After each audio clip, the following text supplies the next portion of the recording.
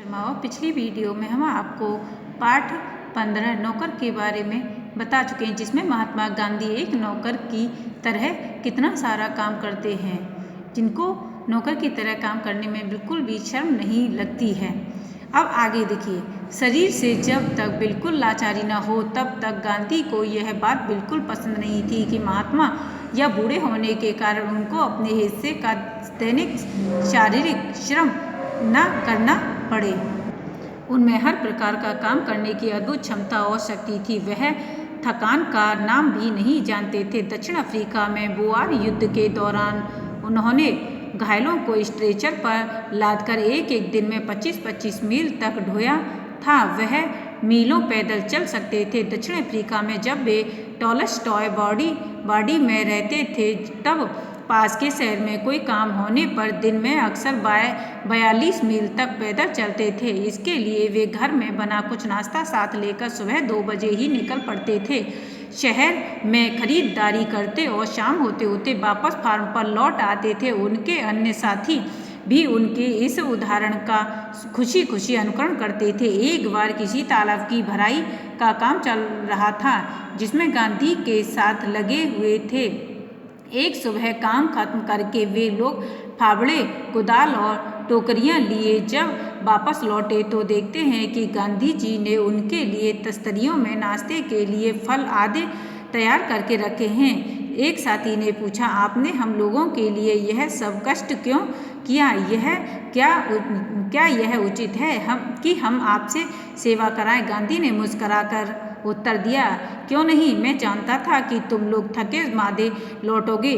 तुम्हारा नाश्ता तैयार करने के लिए मेरे पास खाली समय था। दक्षिण अफ्रीका में रहने वाले भारतीयों के जाने माने नेता के रूप में गांधी भारतीय प्रवासियों की मांगों को ब्रिटिश सरकार के सामने रखने के लिए एक बार लंदन गए। वहां उन्हें भारतीय छात्रों ने एक शाकाहारी भोज में निमंत्रित किया।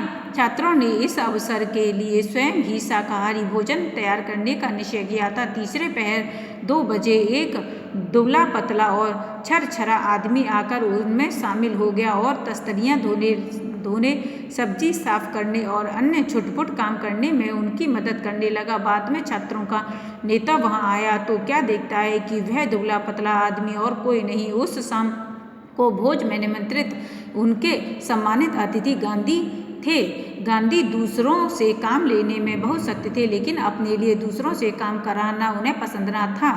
एक बार एक राजनीतिक सम्मेलन में गांधी जब अपने डेरे पर लौटे तो रात हो गई। सोने से पहले वे अपने कमरे का फर्श बुहार रहे थे। उस समय रात के 10 बजे थे। एक कार्यकर्ता ने दौड़कर गांधी के हाथ से बुहारी ले ली। जब गांधी गांव का दौरा कर रहे होते उस समय रात को यदि लिखते समय लालटेन का तेल खत्म हो जाता तो वे चंद्रमा की रोशनी में ही पत्र पूरा कर लेना ज़्यादा पसंद करते थे, लेकिन सोते हुए अपने किसी थके हुए साथी को नहीं जगाते थे।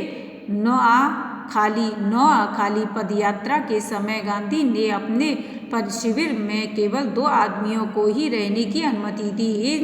इन दोनों को यह नहीं मालूम था कि खकारा कैसे बनाया जाता है। इस पर गांधी स्वयं रसोई में जा बैठे और निपुण रसोइये की तरह उन्होंने खकारा बनाने की विधि बताई। उस समय गांधी की अवस्था 78 वर्ष की थी। गांधी को बच्चों से बहुत प्रेम था। अपने बच्चे के जन्म के 2 माह बाद उन्होंने कभी किसी दाई को बच्चे की देखभाल के लिए नहीं रखा। वे मानते थे कि बच्चे के विकास के लिए माँ बाप का प्यार और उनकी देखभाल अनिवार्य है। वे माँ की तरह बच्चों की देखभाल कर सकते थे, खिला पिला और बहला सकते थे। एक बार दक्षिण अफ्रीका में जेल से छूटने के बाद वह लौटने पर उन्होंने देखा कि उनके मित्र की पत्नी श्रीमती पोलक बहुत ही दुबली और कमज़ोर हो गई हैं। उनका बच्चा उनका दूध पीना छोड़ता नहीं था और वह उसका दूध छुड़ाने की कोशिश कर रही थी। बच्चा उन्हें चैन नहीं लेने देता था और रो रो कर उन्हें जगाए रखता था। गांधी जिस दिन लौटे उसी रात से उन्होंने बच्चे की देखभाल का काम अपने हाथ में ले लिया। सारे दिन बड़ी मेहनत करने, सभाओं में भाषण देने के बाद 4 मील पैदल चलकर गांधी कभी कभी रात को 1 बजे घर पहुंचते थे और बच्चे को श्रीमती पोलक के बिस्तर पर से उठाकर अपने बिस्तर पर लिटा लेते थे। वह चारपाई के पास एक बर्तन में पानी भरकर रख लेते ताकि यदि बच्चे को प्यास लगे तो उसे पिला दें, लेकिन इसकी ज़रूरत ही नहीं पड़ती थी। बच्चा कभी नहीं रोता और उनकी चारपाई पर रात में आराम से सोता रहता था। एक पखवाड़े तक माँ से अलग सुलाने के बाद बच्चे ने माँ का दूध छोड़ दिया। नमस्कार।